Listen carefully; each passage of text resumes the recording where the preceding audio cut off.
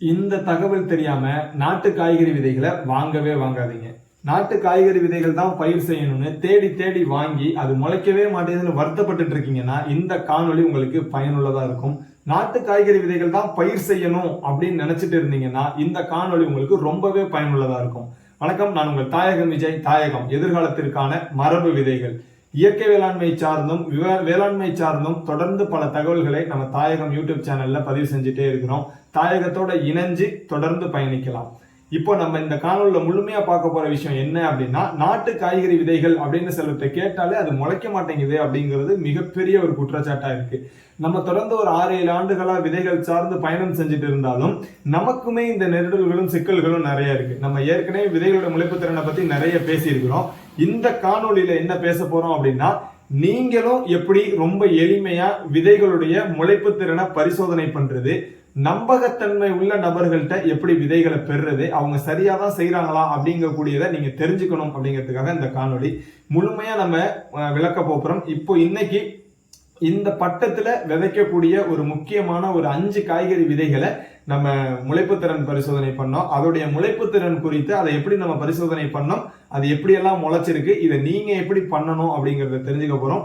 இன்னொரு முக்கியமான விஷயம் என்ன அப்படின்னா, நீங்க ஒருத்தர்கிட்ட விதை வாங்குறீங்க அப்படின்னா அந்த வாங்கின விதைய நீங்க அப்படியே எப்படி டெஸ்ட் பண்ணி அவங்களுக்கு திரும்ப அதை காமிக்க முடியும். ஏன்னா இப்ப நீங்க நம்ம கிட்டே இருந்தாலும் கூட, தாயகத்திலே விதைகள் பெற்றாலும் கூட ஏதாவது ஒரு காரணங்கள், ஏன்னா நீங்க விதை பெறுற நபர்கள் கண்டிப்பா ஒரு விதை 2 விதை உற்பத்தி பண்றவரா இருக்க மாட்டாரு. 50, 60, 70 ரகங்கள் வரைக்கும் உற்பத்தி பண்றவங்களா இருப்பாங்க.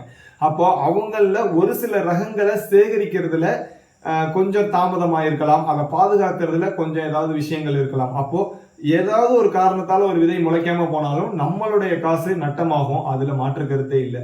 அப்ப அதை எப்படி நம்ம குறைச்சிக்கலாம் அப்படின்னா, நம்ம அந்த விதைய முறைப்படி பரிசோதனை பண்ணி அந்த தகவலை விதை பெற்ற நபர்கள்ட்ட யாருக்கிட்டே இருந்து விதைகள் வாங்கணுமோ அவங்களுக்கு கொடுத்தோம் அப்படின்னா அவங்க அதை உறுதியா ஏத்துக்கிறதுக்கான ஒரு வாய்ப்பா இருக்கும். நீங்க நம்ம கிட்ட வாங்கின விதையா இருந்தாலும் சரி, இந்த ஒரு முறையில நீங்க முயற்சி செஞ்சு பார்த்துட்டு அதை தெரிவிச்சீங்க அப்படின்னா உங்களுக்கு காசோ அப்படி இல்லைன்னா திரும்ப மாற்று விதையோ, அதாவது அதே ரகம் இல்லாம வேற ரகம், ஏன்னா அது முளைப்புத்திறன் இல்லைங்கும் போது அதை நம்ம கொடுத்து பிரயோஜனம் இல்லை. அப்ப வேற ரகமோ கொடுக்கறதுக்கான வாய்ப்பு இருக்கு. நம்ம அதை தொடர்ந்து செஞ்சுட்டு இருக்கோம். நம்ம இதை ஏன் குறிப்பா செய்யறோம் அப்படின்னா, நம்மளும் விதையில இயங்கிக்கிட்டு இருக்கோம். தொடர்ந்து இயங்கணுங்கிறதுக்காகவும் நம்ம கொடுக்கக்கூடியது அவங்க உற்பத்தி பண்ணணும், அதை அவங்க தொடர்ந்து செய்யணுங்கிற நோக்கத்துலதான். ஏதோ ஒரு காரணத்தால நம்மளுடைய விதைகள் ஒரு சிலருக்கு ஒரு சில ரகங்கள் முளைக்கல அப்படின்னா மன்னிக்கணும், அதை நம்ம சரி செஞ்சுக்கிறதுக்கான வேலையை செய்வோம். நீங்க கண்டிப்பா அந்த விதைகள் முளைக்கல அப்படின்னா அதுக்கான சான்றோட வாட்ஸ்அப்ல தொடர்பு கொள்ளலாம். அதுக்கான தக்க தகவல் எல்லாருமே கொடுப்பாங்க, நம்மளும் கண்டிப்பா கொடுப்போம். இப்ப நம்ம என்னென்ன விதைகள்லாம் இந்த பட்டத்துல நடவு செய்யறதுக்கு ஏற்றதுன்னு நம்ம நிறைய பேசியிருந்தோம் இல்லையா, அதுல எதெல்லாம் முயற்சி செஞ்சிருக்கோம் அப்படின்னா, நீட்ட புடலங்காய். இந்த நீட்ட புடலங்காங்கிறது ரொம்ப முக்கியம். நீட்ட புடலங்கால நிறைய ரகம் இருக்கு. 5 அடி, 6 அடி, 11 அடி வரைக்கும் வளரக்கூடிய ரகங்கள்லாம் இருக்கு. இப்ப நம்ம கொடுக்கக்கூடிய ரகம் 5 அடி, 4 அடியில இருந்து 5 அடி நீளம் வரக்கூடிய ஒரு நீட்ட புடலங்காய். இது நம்ம தோட்டத்துல நம்ம சேகரிச்ச விதைகள். ஒரு 1.5 கிலோ அளவுக்கு விதைகள் சேகரிச்சோம். இதை நிறைய நபர்கள் வாங்குறாங்க, ஆனா முளைக்கல அப்படின்னு ஒரு சில நபர்கள் மட்டும் நமக்கு வாட்ஸ்அப்ல கம்ப்ளைண்டாவும் சொல்றாங்க, தகவலாவும் சொல்றாங்க, அது என்னன்னு பாருங்க அப்படின்னு கொடுக்குறாங்க. அப்ப இதை நம்ம இந்த தடவை முயற்சி பண்ணி பார்த்துருக்கிறோம். ஏற்கனவே நீட்ட புடலங்காவை முயற்சி பண்ணி நம்ம காணொலி அப்டேட் பண்ணியிருக்கிறோம். ஸோ இந்த தடவை முயற்சி பண்ணும்போது ரொம்ப சிறப்பாக முளைச்சிருக்கு. அது எப்படின்னு நம்ம பார்ப்போம். அதுக்கு அடுத்ததா பட்டை அவரை. அவரையில முளைப்புத்திறன் பிரச்சனைங்கிறது ரொம்ப ரேரு. ஏன்னா அவரை விதைங்கிறது ரொம்ப சீக்கிரமே முளைக்கக்கூடியது. ஒரு 6 நாள்ல முளைச்சிரும். இருந்தாலும் பெரிய அளவுல பிரச்சனை கொடுக்காது, முளைச்சிரும்.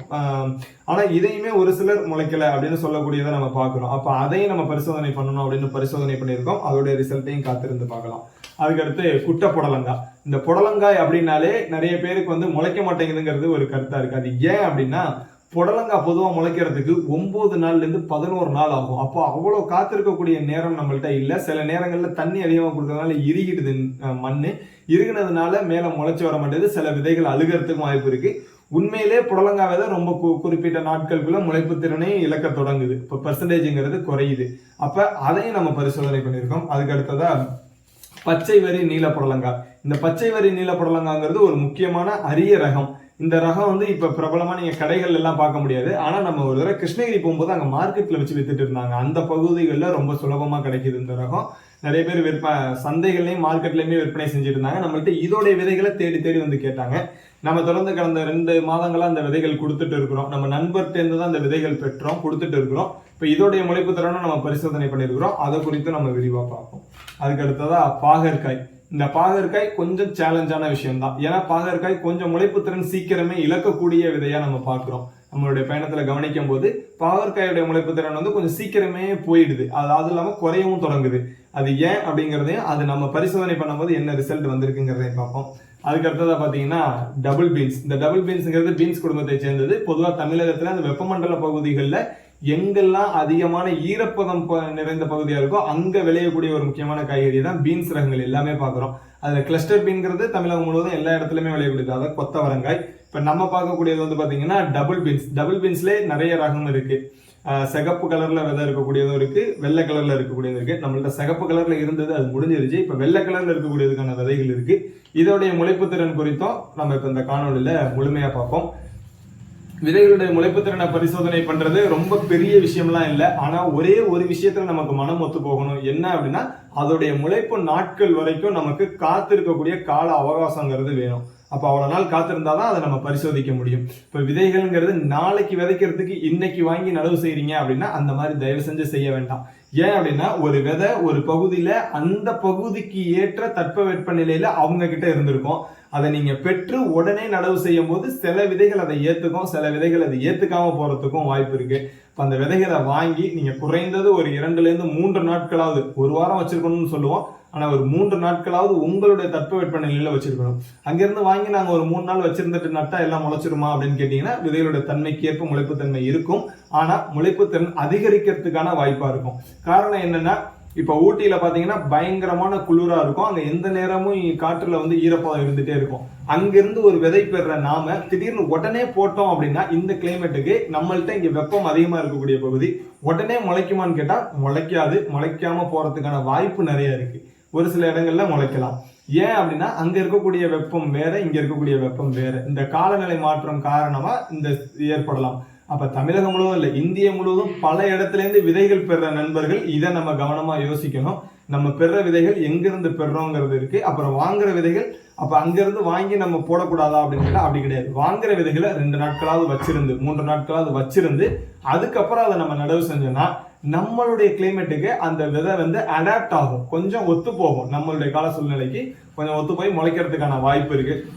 அதை நம்ம கடைபிடிக்கணும். அதுக்கடுத்து வாங்குற விதைகளை 3 மாசம் 4 மாசம்னு வச்சிருக்க வேண்டாம். பட்டம் வரல அப்படின்னா கத்திருக்கிறதுல தவறு கிடையாது. ஆனா நம்ம வாங்கி வச்சிருந்துட்டு நடவு செஞ்சோம்னா நம்மளே எப்ப வாங்கணும்னு தெரியாது, அதை எப்ப நடவு செய்யணும்னு தெரியல. இப்ப அது முளைக்கலன்னா ஏன் முளைக்கலன்னு கண்டுபிடிக்க முடியல. இந்த மாதிரியான சிக்கல் இருக்கு இல்லையா? முடிஞ்ச அளவுக்கு வாங்குற விதைகளை 1 மாதத்துல முயற்சி செஞ்சிருங்க. அதோடைய முளைப்பு திறனை பரிசோதிச்சிருங்க. அதுக்கப்புறம் அதை நீங்க நடவு செஞ்சிடலாம். அந்த பட்டத்துக்கான காய்கறிகளை தேர்ந்தெடுத்து வாங்கி அதை நடவு செஞ்சிருங்க. இப்ப இது கார்த்திகை பட்டம். இந்த பட்டத்துல எல்லா காய்கறிகளுமே நடலாம். நம்ம ஏற்கனவே அதை பத்தி ஒரு காணொலி பதிவு பண்ணியிருக்கணும் நம்ம தாயகம் சேனல்ல. பார்க்காதவங்க அதையும் போய் பார்த்து முழுமையா தெரிஞ்சுக்கோங்க. ஏன்னா எல்லா விஷயங்களும் விவசாயங்கிறது நம்ம வெறும் 10 நிமிஷம் இல்ல ஒரு 20 நிமிஷம் காணொலியில பதிவு பண்ற விஷயங்கள் கிடையாது. நம்மளுடைய அனுபவங்களை பகிர்ந்துக்கிறதுக்கான ஒரு வாய்ப்பா தான் நம்ம இந்த தளங்களை பயன்படுத்திட்டு இருக்கிறோம். அப்ப வேளாண்மைங்கிறது நம்ம அனுபவபூர்வமா நம்ம கத்துக்கணும். அந்த விதைகளை கையில எடுக்கணும், அதோடைய உணர்வுகளை புரிஞ்சுக்கணும், அதை ஒழுங்கா நடவு செய்யணும், அதோடைய உற்பத்தியை சரியா எடுக்கணும். யாருக்கிட்டயோ வாங்குற விதைகள் முளைக்கலங்கிற காரணத்தால நாட்டு விதைய குறிப்பா குத்தம் குறை சொல்றத நம்ம குறைச்சுக்கணும். ஏன்னா அதிலிருந்து உருவாக்கப்பட்டதுதான் அடுத்தடுத்த விதைகள் அப்படிங்கிறதையும் நம்ம கவனத்துல வச்சுக்கணும். அப்ப இந்த நாட்டு விதைகள் எப்பயுமே வீரியமான விதைகள். இன்னைக்கு இதை நம்ம இவ்வளவு ஒரு குழப்பத்தை வச்சுக்கிறதுக்கு காரணம் என்னன்னா இது இப்ப நம்ம கையில இல்லை. அதுதான் ஒரு முக்கியமான காரணம். நீங்க ஒரு விதையை நட்டு அதை பராமரிச்சு அதை பாதுகாக்க முடியுது அப்படின்னா நீங்க நாட்டு விதையை பத்தி நல்லா புரிஞ்சுக்க முடியும். அதை பத்தி நான் குறை சொல்றதுக்கான வாய்ப்பு இருக்காது. இன்னைக்கு விட்டுட்டு எவர்கிட்ட இருந்தோ பெறும்போது அது எந்த நிலையில இருக்குன்னு தெரியாம அந்த ஒரு சூழல் ஏற்படுது. அவ்வளவுதான் விஷயம். ஸோ இப்போ நம்ம இந்த காணொலியில நம்ம பரிசோதனை பண்ண விதைகளை பத்தி எப்படி நம்ம பரிசோதனை பண்ணோம் அப்படிங்கிறத கொஞ்சம் தெளிவா பார்ப்போம். இதை ரொம்ப கவனமா கவனிச்சுக்கோங்க. ஏன்னா இதை நீங்களுமே பரிசோதனை பண்ணலாம். நம்ம இதை 3 மாதங்களுக்கு ஒரு முறை பண்ணிட்டு இருக்கிறோம். யாராவது விதை பெற நபர் தவறு உங்க விதை முளைக்கல அப்படின்னு தகவல் கொடுக்குறாங்க அப்படின்னா அதை நம்ம உடனே பரிசோதனை பண்ணி பார்க்கிறோம். இந்த பரிசோதனை முறை கொஞ்சம் நமக்கு செலவாகும். என்ன காரணம்னா இதுல 100% விதைகளுடைய முளைப்பு திறனை நம்ம கணிக்க முடியும். அதனால கொஞ்சம் எக்ஸ்பென்ஸா இருக்கும். இதை விதை பெறவங்க செய்யறாங்களா இல்லையோ, விதை உற்பத்தி செய்யறவங்க, விதையை விற்பனை செய்யறவங்க, விதையை பயிரும் செய்யறவங்க இதை கண்டிப்பா இந்த முறையை கடைபிடிக்கணும். அப்படி கடைபிடிச்சா மட்டும்தான் நல்ல முளைப்பு திறன் உள்ள நாட்டு விதைகளை தொடர்ந்து எல்லா மக்கள்கிட்டையும் கொண்டு போய் சேர்க்கக்கூடிய பணிகளை ரொம்ப சிறப்பா செய்ய முடியும். அப்ப இதை மற்றவங்க செய்யறதை காட்டிலும் விதை உற்பத்தி செய்யறவங்க செய்யறாங்களான்னு கவனிக்கணும். நீங்க யார்கிட்ட விதைகள் பெற்றாலும் முளைப்புத்திறன் பரிசோதனை பண்ணீங்களா, எப்ப பரிசோதனை பண்ணீங்கன்னு கேட்கறதுல தவறு கிடையாது. அப்ப கேட்டு தகவல்களை தெரிஞ்சுக்கங்க. இப்போ நம்ம இந்த பரிசோதனை முறைகளை எப்படி செய்யறோம், அதை எப்படி பராமரிக்கிறோம், எத்தனை நாட்கள், எப்படி எல்லாம் இது ப்ரொசீஜர் என்ன அப்படிங்கறத முழுமையா பார்க்கலாம். இப்ப இந்த முறைக்கு பேர் என்ன அப்படின்னு பாத்தீங்கன்னா பேப்பர் ரோல் மெத்தட் அப்படிம்பாங்க. நீங்கள் ஒரு விதை உற்பத்தியாளர் செய்ய வேண்டிய ஒரு முக்கியமான விஷயம்னு சொல்லியிருந்தோம் இல்லையா. அப்போ நீங்கள் வாங்குற ஹைபிரிட் விதையாக இருந்தாலும் இந்த முறையில் விதை டெஸ்ட் பண்ணுவாங்க. அக்ரி ஸ்டூடெண்ட்ஸ் வந்து இந்த முறையை பயன்படுத்துவாங்க. வேளாண் கல்லூரியில் படிக்கும்போது விதைகளோட முளைப்பு திறனை 100% கணிக்கிறதுக்காக இந்த முறையை வந்து கடைபிடிப்பாங்க. இதை வந்து பேப்பர் ரோல் மெத்தட் அப்படிம்பாங்க. பேப்பர் ரோல் மெத்தட் அப்படின்னா பேப்பரை இந்த இதை சுற்றி நம்ம இந்த பேப்பருக்கு வந்து பேரே வந்து பார்த்தீங்கன்னா முளைப்பு திறன் பரிசோதனை பேப்பர் தான், ஜெர்மினேஷன் டெஸ்ட் பேப்பர். இதை நீங்கள் ஆன்லைனில் கூட வாங்கிக்க முடியும். அப்போ இதை பெற்று இதுக்கு மேலே நம்ம வந்து ஒரு சீவாங்குச்சியால் குத்தி வச்சுருக்கிறோம். அதோடைய பேர் எழுதி அதுக்கப்புறம் அந்த டேட்டு என்ன டேட்டில் இதை நம்ம முளைப்பு திறன் பரிசோதனை பண்ணுறோம் அப்படிங்கிறத எழுதி இங்கே டெஸ்ட் பண்ணி வைக்கிறோம். இப்போ முதல்ல நம்ம பார்த்துட்டு இருக்கக்கூடிய ரகம் வந்து பார்த்திங்கன்னா ஸ்னேக் கார்டு ஸ்மால், அதாவது சின்ன புடலங்காய், குட்டை புடலங்காய். 9ஆம் தேதி டெஸ்ட் பண்ணோம், 11வது மாதம் 25ஆம் தேதி. இதை நம்ம வச்ச டேட்டு வச்சோன்னா இதை ஒரு தண்ணியில் வச்சுட்டோம் அப்படின்னா இங்கேருந்து பார்த்திங்கன்னா தண்ணியை அழகாக இதை அப்சர்வ் பண்ணி மேலே இந்த பேப்பர் எடுத்து கொடுத்துரும். ஈரப்பதம் இருக்கும். ஒரு தாவர வளர்ச்சிக்கு தேவை ஈரப்பதம்னு சொன்னோம் இல்லையா, அதை இந்த முறையில் நம்ம கவனிக்க முடியும். இப்போ இதில் ஒரு ரப்பர் பேண்ட் போட்டோன்னா உள்ளே இருக்கக்கூடிய விதைகள் இதை எப்படி வைக்கணும் அப்படிங்கிறத பார்ப்போம். இப்போ இதை வச்சுட்டு இதை ஓப்பன் பண்ணுறோம். இதை நம்ம எடுத்துருவோம். இதில் நம்ம பார்க்குறது என்னென்னா குட்டை புடலங்காய். இந்த பேப்பரை எடுத்துருவோம். எடுத்துகிட்டு இப்போ இதை ஓப்பன் பண்ணுறோம். இந்த மாதிரியான முறையில் தான் இதை நம்ம இப்போ டெஸ்ட் பண்ணுறோம். இதை நம்ம இப்படி வச்சுட்டு இதில் மேலே ஒரு பேப்பர் வச்சுருந்தோம் இல்லையா, அந்த பேப்பரை எடுக்கிறோம்.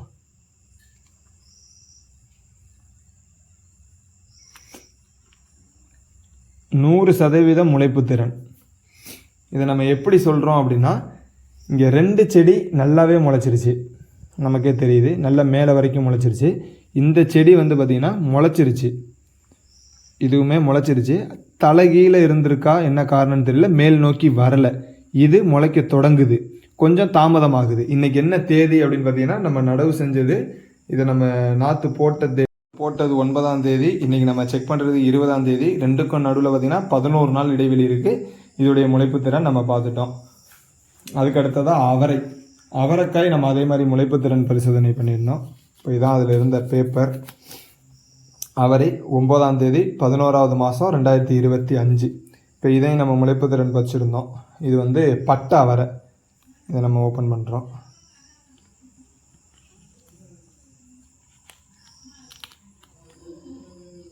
இப்போ இதில் மேலே வந்து ஒரு பேப்பர் வைக்கிறோம் இல்லையா, இப்போ இந்த மாதிரி ஒரு பேப்பர். இந்த பேப்பர் எதுக்காகனா அந்த விதைகளை பற்றி பிடிச்சிக்கிறதுக்காகவும் ஈரப்பதத்தை தக்க வச்சுக்கிறதுக்காகவும் இதுக்கு மேலே வந்து அதே சைஸில் ஒரு பேப்பரை கட் பண்ணி வைக்கணும். வச்சு இதில் இப்போ ஒரு விதை வந்து முளைக்கவே இல்லை, சுத்தமாக முளைக்கலை. மற்றபடி பார்த்திங்கன்னா நம்ம வச்சதில் மொத்தம் எத்தனை விதை, 5 விதை வச்சோம் இல்லையா, 4 விதை நல்ல ஜெர்மினேஷன் இருக்குது. இதுவும் அவரைக்காய் விதை தான். 1, இது 1, 2, இது 1, 3, இது 1, 4. ஒரு விதை இதுலேயும் முளைக்கலை. அப்போ இதுவுமே நமக்கு 4 விதை முளைச்சிருக்கு. 5 விதை டெஸ்ட் பண்ணுறோம், அதில் 4 விதை முளைச்சிருக்கு. நல்ல வளர்ச்சி, இலை வளர்ச்சியே வந்துருச்சு. இப்போ இது பார்த்திங்கன்னா அவரையெல்லாம் நமக்கு போட்டதுலேருந்து 6 நாளில் முளைக்கணும். இப்போ இன்றைக்கி நம்ம 11வது நாள். எல்லாமே வந்து மேல் நோக்கி வளர தொடங்கிடுச்சு. இந்த ஒரு விதை தலைகீழ இருந்ததுனால சைடில் முளைச்சி வந்தது. மற்றபடி இதுவுமே நல்ல ஒரு முளைப்பு திறன் தான். அதுக்கு அடுத்ததாக டபுள் பீன்ஸ். இந்த டபுள் பீன்ஸில் வெள்ளை ரகம். இது விதை கொஞ்சம் பெருசாக இருக்கும். இதுவும் பார்த்தீங்கன்னா முளைப்பு திறன் பரிசோதனை பண்ணியிருந்தோம்.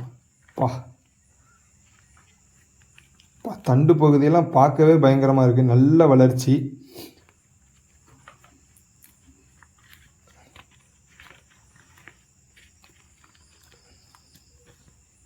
அனைத்து விதையுமே நல்லா முளைச்சிருக்கு இந்த விதை. இப்போ இது மேல் நோக்கி வச்சுருந்தது ஜெர்மினேஷன் டெஸ்ட் பேப்பரு. பார்த்திங்கன்னா இந்த விதை தலைகீழ வச்சதுனால கீழ் நோக்கி வளர்ந்துருச்சு. ஆனால் நல்ல முளைப்பு திறன் இல்லை அப்படின்னு சொல்ல முடியாது. தண்டே பார்த்திங்கன்னா நல்ல புஷ்டிக்காக இருக்குது.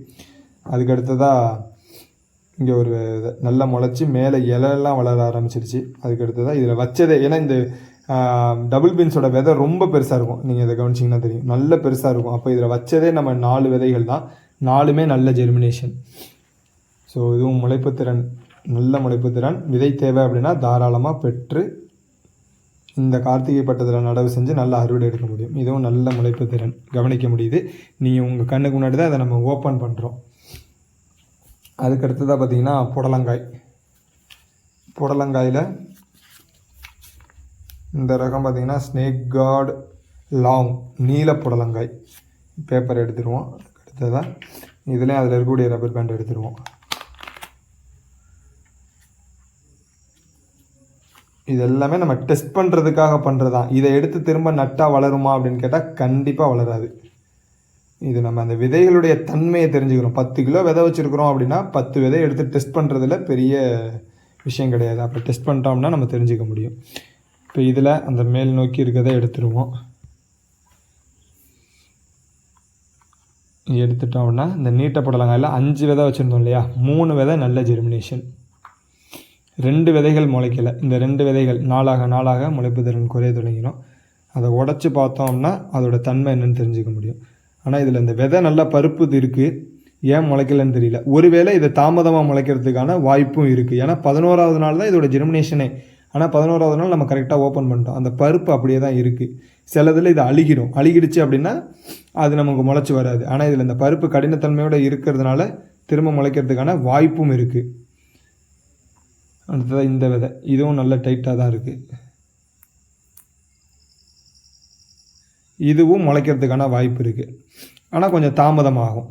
இந்த 10 நாள் 15 நாள் கூட ஆகும். அப்போ முளைக்கிறதுக்கான வாய்ப்பு இருக்குது. விதையில் பருப்பு தன்மை நல்லா இருக்குது.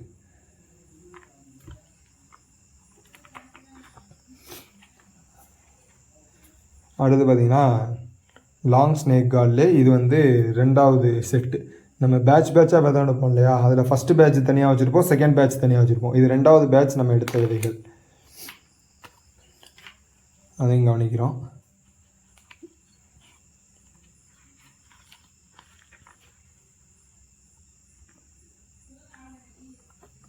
எல்லாமே நம்ம கரெக்டாக 9ஆம் தேதி டெஸ்ட் பண்ணது, நவம்பர் 9. இன்றைக்கி தேதி நவம்பர் 20. இப்போ இதையும் நம்ம கவனிக்க முடியுது. இதில் ஒரு விதை முளைக்கலை. 5 விதை வச்சுருக்குறோம், ஒரு விதை முளைக்கலை, பாக்கி 4 விதை நல்லா முளைச்சிருக்கு. அப்போ இந்த ஒரு விதையோட தன்மையை எடுத்து உடச்சி பார்த்தோம்னா தெரிஞ்சுக்கலாம்.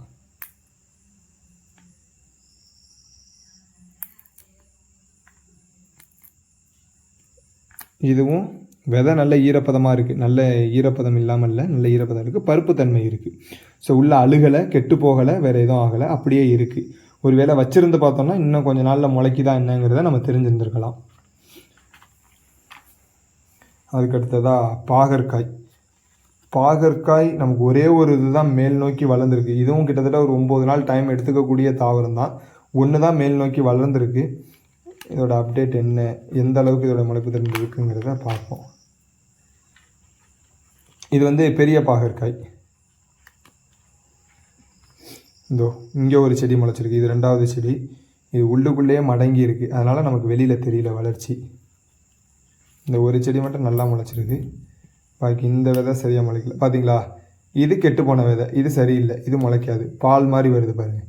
இந்த மாதிரி பால் மாதிரி வரக்கூடாது, உள்ளேருந்து அமுக்கணும் அப்படின்னா. விதை பருப்போடு இருந்துச்சுன்னா முளைக்க வாய்ப்பு இருக்குது, இல்லைனா முளைக்காமல் போயிடும். இங்கே பார்த்தீங்களா, இப்போ இதை நமக்கு பார்த்தாலே தெரியுது. அமுக்கணும் அப்படின்னா உள்ளேருந்து கெட்டுருச்சு. இதில் பருப்பு கிடையாது, அந்த லிக்விட் எப்படி வருது பாருங்கள், சாலிடாக இருக்குது. அப்போ இது முளைக்காது, இது கெட்டு போன விதை. அப்போ இதோட ஜெர்மினேஷனுங்கிறது ரொம்ப ரொம்ப கம்மியாக இருக்குது. 2 விதை முளைச்சிருக்கு. 5 விதை வச்சுருக்கோம், 2 விதை முளைச்சிருக்கு.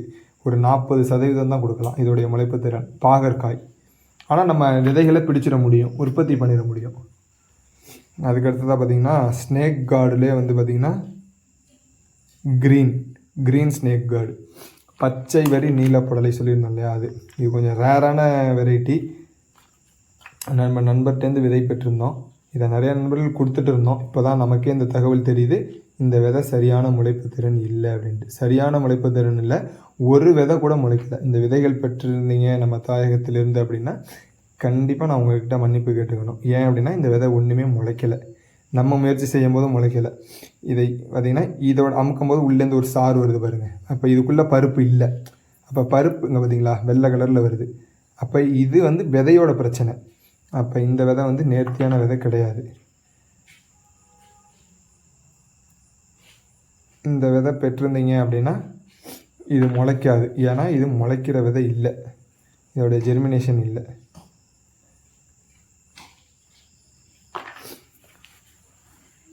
ஓரளவுக்கு நம்ம முளைப்பு திறன் பார்த்தா அனைத்து விதைகளுமே பார்த்துட்டோம். இது வந்து பார்த்திங்கன்னா டபுள் பீன்ஸ், ரொம்ப நல்ல முளைப்பு திறன் இருந்த விதை. பாகற்காய் 100க்கு 40% தான் இதுக்கு முளைப்பு திறன் இருக்குது. இது பார்த்திங்கன்னா 100% முளைப்பு திறன் இல்லை. இப்போலேருந்து நம்ம தாயகமில் கேட்லாக்லேருந்து இந்த விதையை எடுத்துருவோம். இதுக்கப்புறம் யார் கேட்டாலும் இல்லைன்னு சொல்லிடுவோம், சேல் பண்ண மாட்டோம். அதுக்கு அடுத்ததாக குட்டை புடலங்காய். இந்த புடலங்காய் நல்ல ஜெர்மினேஷன், நல்ல முளைப்பு திறன் இருக்குது. பட்டை அவரை, இதுவும் நல்ல முளைப்பு திறன் இருக்குது, நம்ம வளர்ச்சி பார்த்துருந்தோம். நீட்ட புடலங்காய், இதுவும் நல்ல முளைப்பு திறன் இருக்குது. இதையுமே நம்ம தாராளமாக எடுத்துக்கலாம். இந்த விதை முளைக்கலைன்னு யார் சொன்னாலும் என்னால் தைரியமாக சொல்ல முடியும். என்ன காரணம்னா இந்த விதையை 3 மாதத்துக்கு முன்னாடி 2 மாதத்துக்கு முன்னாடி முயற்சி செய்யும் போதும் முளைச்சிருந்துச்சு. இப்போ முயற்சி செய்யும் போதும் நல்ல முளைப்பு திறன் இருக்குது, தொடர்ந்து நல்ல உற்பத்தியும் கொடுக்கும். ரொம்ப எளிமையாக இந்த மாதிரி நம்ம வாங்குகிற விதைகளையுமே டெஸ்ட் பண்ணிக்க முடியும். இப்போ நம்ம முழுமையாக பார்த்தது எல்லாமே வந்து பேப்பர் ரோல் மெத்தடு. ஜெர்மினேஷன் பேப்பரை சுற்றி அதில் நம்ம ஜெர்மினேஷன் டெஸ்ட் பண்ணுறோம் இல்லையா, அதனால் பேப்பர் ரோல் மெத்தட். இந்த மெத்தடில் நீங்கள் தாராளமாக முயற்சி செய்யலாம். ஏதாவது சந்தேகம் இருக்குது அப்படின்னா நீங்கள் தாராளமாக கமெண்ட் பண்ணுங்கள். இந்த காணொலியில் உங்களுக்கு ரொம்ப பிடித்த தகவலை கண்டிப்பாக கமெண்ட் பண்ணுங்கள். அடுத்தடுத்த காணொலிகளில் வேளாண்மை சார்ந்த தகவல்களை தொடர்ந்து பார்க்கலாம். நன்றி.